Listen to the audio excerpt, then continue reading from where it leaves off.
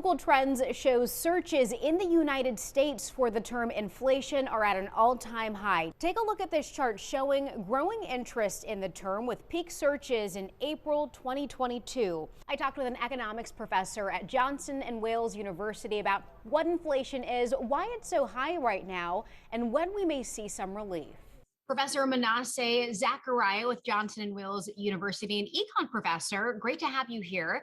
So the reason that we're having this conversation is because according to Google Trends, searches for the term inflation are at an all-time high, understandably so. So the first question that I have for you, what is inflation and what causes it? Good morning, Abby. Thank you for having me over.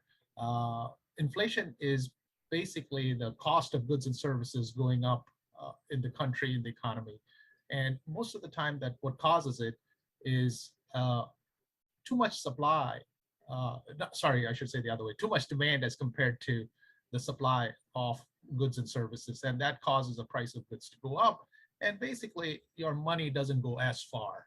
So gas prices have gone up significantly over time. In fact, over the last month, that's the major driver of inflation in the economy. Why is inflation so high right now? So too much demand and not enough supply. So you can look at both sides of the story there. What is causing too much demand? Well, there was lots of pandemic money.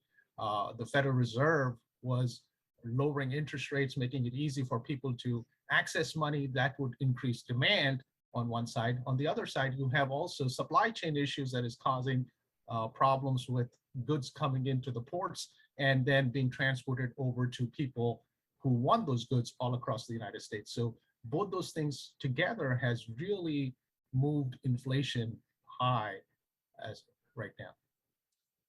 For those who are wondering, when are we going to see some relief? What's your response? Well, from all the things that we see as economists have predicted, this inflation is probably going to last throughout this year, but it's going to taper off by the end of this year and stabilize and eventually go back to normal. That's what everybody's hoping for. And a couple of things to bolster up that claim is the idea that the Federal Reserve is already acting on making it difficult for us to borrow money by raising interest rates. So that would tamp down demand. And we already see supply chain issues that have been widely prevalent in 2020 kind of ease up a little bit.